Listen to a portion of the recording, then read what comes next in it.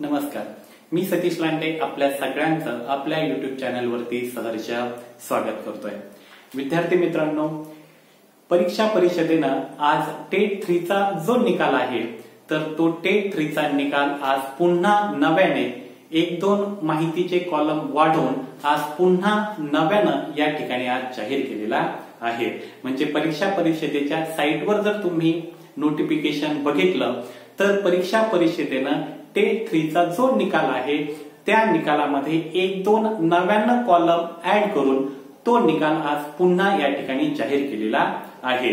ज्यावेळेस 18 जुलैला हा निकाल लागला तर हा निकाल लागल्यानंतर बऱ्याच उमेदवारांनी या निकालाबाबत तीव्र नाराजी व्यक्त केलेली होती। म्हणजे निकालाच्या ज्या याद्या बाहेर आल्या त्या याद्यांमध्ये उमेदवाराचं नाव, त्यांचं रजिस्ट्रेशन क्रमांक, रोल नंबर आणि त्यांचे गुण त्या ठिकाणी दाखवलेले होते। पण मुलांचं असं म्हणणं होतं की या निकालामध्ये मुलांची कॅटेगरी आणि डेट ऑफ बर्थ असणं आवश्यक आहे आणि म्हणून मुलांनी परीक्षा परिषदेला अनेक निवेदनं त्या ठिकाणी दिलेली होती। तर काहीशा प्रमाणामध्ये मुलांच्या या निवेदनाची दखल जी आहे तर ती परीक्षा परिषदेनं घेतली असं म्हणायला हरकत नाहीये।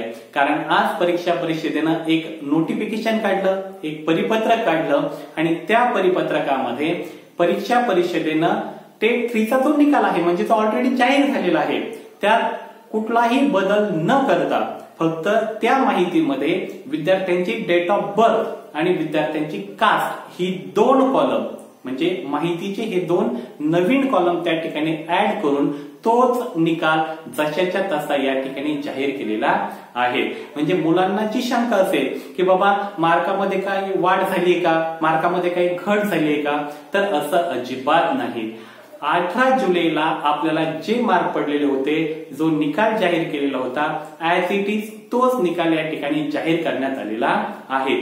फक्त मुलांचा रोल नंबर, त्यांचा रजिस्ट्रेशन क्रमांक, त्यांचं जेंडर आणि मुलांची जी कॅटेगरी आहे म्हणजे ज्या कॅटेगरीत त्यांनी फॉर्म भरला ती कॅटेगरी आणि मुलांची डेट ऑफ बर्थ हे 2 कॉलम त्या ठिकाणी ऍड करून तो निकाल या ठिकाणी जाहीर केलेला आहे। मग आता यात नवीन काय आहे तर अभियोग्यता धारकांना आपण लागू की लागू नये किंवा कट ऑफ ठरवताना आपण कुठे आहोत हे ठरवताना अडचण येत होती कारण मुलांची कॅटेगरी त्या ठिकाणी माहिती नव्हती किंवा ती डिस्प्ले केलेली नव्हती।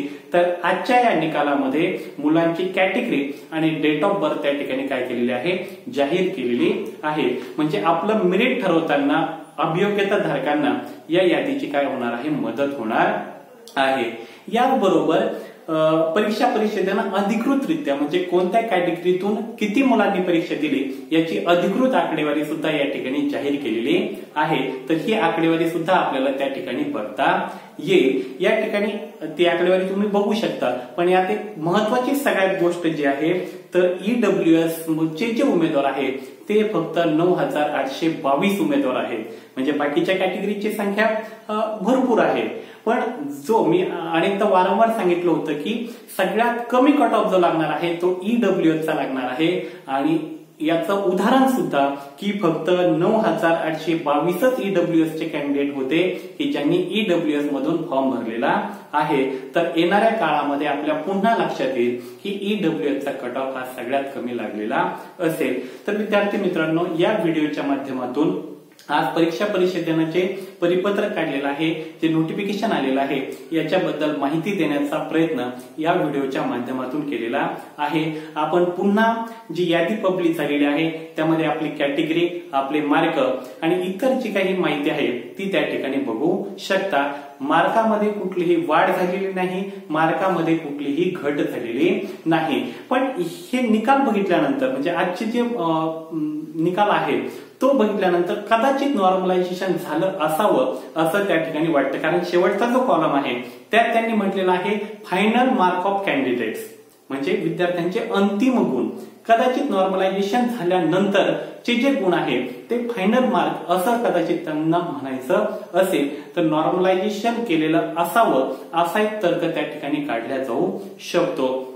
तर पुन्हा एकदा आपण निकाल त्या ठिकाणी बघू शकता आणि मेरिट ठरवायला सुद्धा या माहितीचे आपल्याला उपयोग होईल। आपल्याला जर हा व्हिडिओ आवडला असेल तर व्हिडिओला लाईक करा, चॅनलला सबस्क्राईब करा आणि हा व्हिडिओ इतरांपर्यंत शेअर करा.